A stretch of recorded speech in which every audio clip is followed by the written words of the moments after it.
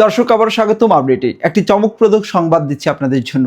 সাবেক নৌ পরিবহন মন্ত্রী শাহজাহান খান তিনি সবার কাছে দোয়া চাইলেন।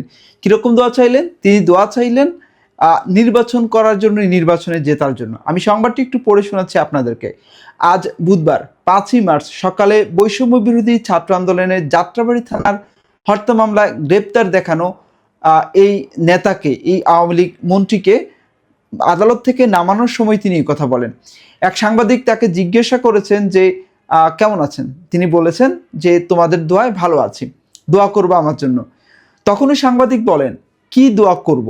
উত্তরে শাহজাহান খান বলেন দোয়া করবা যেন তাড়াতাড়ি মুক্তি পেয়ে দেশে শান্তি শৃঙ্খলা কিভাবে ফিরিয়ে আনা যায় এবং আগামী নির্বাচনে কিভাবে অংশগ্রহণ করতে পারি, এসব কারণে দোয়া করবা।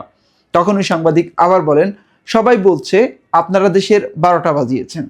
তখন শাহজাহান খান বলেন আমরা 12টা বাজিয়েছি না কারা 12টা বাজিয়েছে এটা সামনে প্রমাণিত হবে। এটা কিন্তু খুবই কনফিডেন্সের সাথে তিনি বলেছেন যে কারা 12টা বাজিয়েছেন এই দেশের, সেটা সামনে প্রমাণিত হবে। এ সময় কারাগারে থেকে সন্ত্রাসীদের হাত থেকে নিরাপদ আছেন বলেও মন্তব্য করেন শেখ হাসিনার সরকারের সাবেক এই প্রভাবশালী মন্ত্রী। মানে তিনি যে কারাগারে আছেন সেটাকে তিনি ভালোই মনে করছেন, যে কারাগারে থাকার কারণে তিনি সন্ত্রাসীদের হাত থেকে নিরাপদ আছেন, এটা তিনি মনে করছেন। পরে তাদের কাঠগড়ায় ওঠানো হয়। এ সময় তাদের হাতে হ্যান্ডকাপ থাকে, মাথায় হেলমেট খুলে দেওয়া হয়। এরপর 10টা 15 মিনিটে বিচারক এজলাসে উঠলে তাদের বিভিন্ন মামলায় গ্রেপ্তার দেখানোর শুনানি শুরু হয়। পরে আদালত এক এক করে গ্রেপ্তার দেখানো আবেদন মঞ্জুর করেন। এরপর তাদের আদালত থেকে নামিয়ে গারদখানার উদ্দেশ্যে নেওয়া হয়। এ সময় আরেক সাংবাদিক জিজ্ঞেস করেন আপনি এত হাসেন কেন? আমরা স্বাভাবিকভাবেই দেখি যে শাহজাহান খানকে যখন আনা নেওয়া করা হয় তখন তিনি খুব হাসেন। তো জিজ্ঞেস করা হয়েছে যে আপনি এত হাসেন কেন? আসলে এই জিজ্ঞাসা আমার মনে হচ্ছিল যে তিনি এত হাসেন কেন, যেহেতু তিনি গ্রেপ্তার। দেখি তিনি কি উত্তর দেন। তখন শাহজাহান খান বলেন আমি সবসময় হাসি, মৃত্যুর আগ পর্যন্ত হাসতে থাকব। কারাগারে কেমন আছেন তিনি জিজ্ঞেস করলে বলেন খুব ভালো আছি, কারাগার থেকে সন্ত্রাসীদের হাত থেকে নিরাপদে আছি। আবারও তিনি একই রকম উত্তর দেন।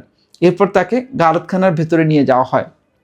তো এই হচ্ছে বর্তমান যারা আওয়ামী লীগ মন্ত্রী আছেন তারা এখনো স্বপ্ন দেখছেন যে আসলে তারা আবার পুনরায় রাজনীতি করবেন এদেশে, তারপরে সেই রাজনীতি তারা জয় লাভ করবেন, আবার দেশের আইন শৃঙ্খলা ফিরিয়ে নিয়ে আসবেন, এরকম একটা মনোভাব।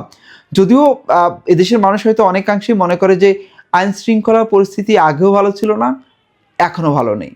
তবে আশা করছি সামনে সেটা ভালো হবে।